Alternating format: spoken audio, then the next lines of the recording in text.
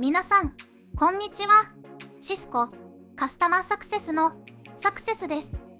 この動画では、ビジュアルスタジオコードのエクステンションである NSO デベロッパースタジオを紹介します。デベロッパースタジオの機能は2つあります。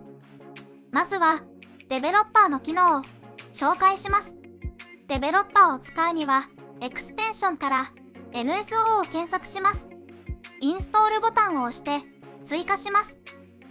すると、コマンドパレットから NSO のコマンドを実行できるようになります。ここでは Python のパッケージを作ってみます。簡単なパラメータ入力だけでパッケージを作ることができました。作成されたパッケージフォルダで新しくウィンドウが起動します。コードを開くと強調表示されていることがわかります。また、YAN をダイアグラム表示することができます。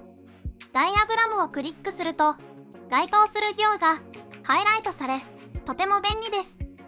また、ダイアグラムはリアルタイムで更新されるので、複雑なモデルの編集がとても楽になります。Python では、コードのテンプレートが自動で挿入されます。また、アクションポイントのコードが自動で挿入される機能も便利です。ここでは新しくマイコマンドというアクションを挿入してみます。するとコードレンズが表示されました。クリックしてパラメータを入力すると登録のための Python コードが自動で挿入されます。また、新規ファイルの作成機能も便利です。新規の YAN ファイルも簡単なパラメータだけで作成できます。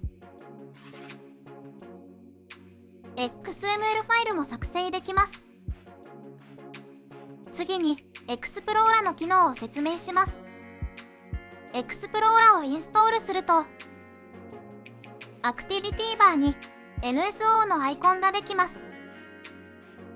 それをクリックして NSO の接続情報を設定します。NSO に接続するとサイドバーに CDB 情報が表示されます。サイドバーではモデルを閲覧できるだけでなくキーパス、X パス、XML を取得することができます。また、アクションの実行も可能です。